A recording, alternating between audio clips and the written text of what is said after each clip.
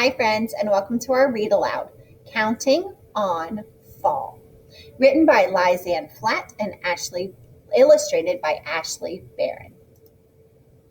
Do you think that math matters to the animals and plants? What if nature knew numbers like you?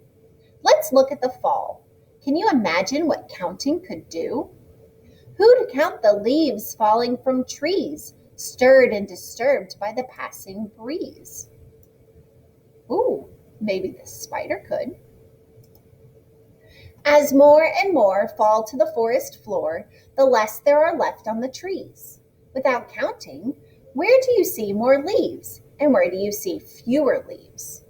Oh, I think I see more leaves on this side and fewer leaves on this side.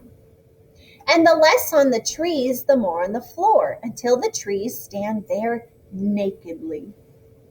I wonder if you could guess how many leaves were down here. I think there are quite a lot.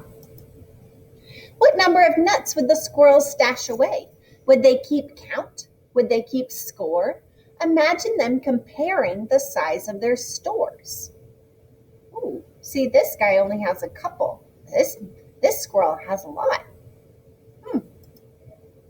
When fall fruit drops, drop, plop, plop, plop, and seed pops, pop, pop, pop, pop, pop. Would they fall in neat patterns? Would they float in rows? Let's see.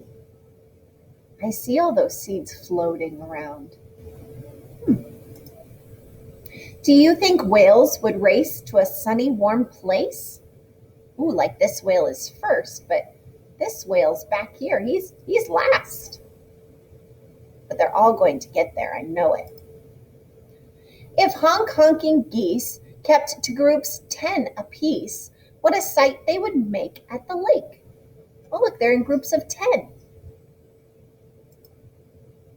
Would pronghorns pair up, line up in a parade, and prance across the prairie? Look, they're all lined up in order. With toes like those, do you suppose raccoons can count on trouble? I bet that they can. They always get in trouble. And look, their little hands are in little sets of 5. So you could count by 5 with their hands. Might monarchs make sure their roosts are arranged so they're tucked up just so in rows of 10? Ooh, 10, 20, 30, 40, 50, 60, 70, 80, 90, 100. There are 100 monarchs on that tree. They're in groups of 10. Makes it easier to count. Could bats all behave and keep count in the cave so they slip into sleep one by one? Ooh, it's a lot of bats. I wonder how many there are. When pikas pack away piles of wildflower hay, would they promise to pack the same number? Let's see, this pika has stacks of 2. This one has stacks of 3. And he's putting some extra flowers away. If the bears were aware, would they think that it's fair if one were to gobble more than his or her share?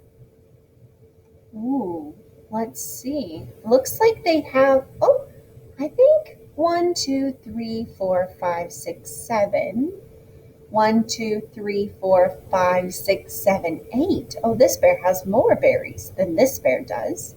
He has fewer berries. A flock of cackling gackles awakes, ready to leave the tree. If some go here and some go there, did they divide up equally? Look, they split into 2 groups.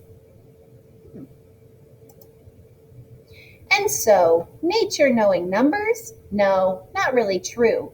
The only creatures to need numbers? Actually, it's just you. But it was fun to see how the animals could help us with our numbers, wasn't it? Like how you could take a group and split it in half. Or how you could see when one bear has more and the other has fewer. Or you could compare piles, like with the pikas. Or you could count 100 bats backwards if you really wanted to. Or you could count 100 monarchs by 10.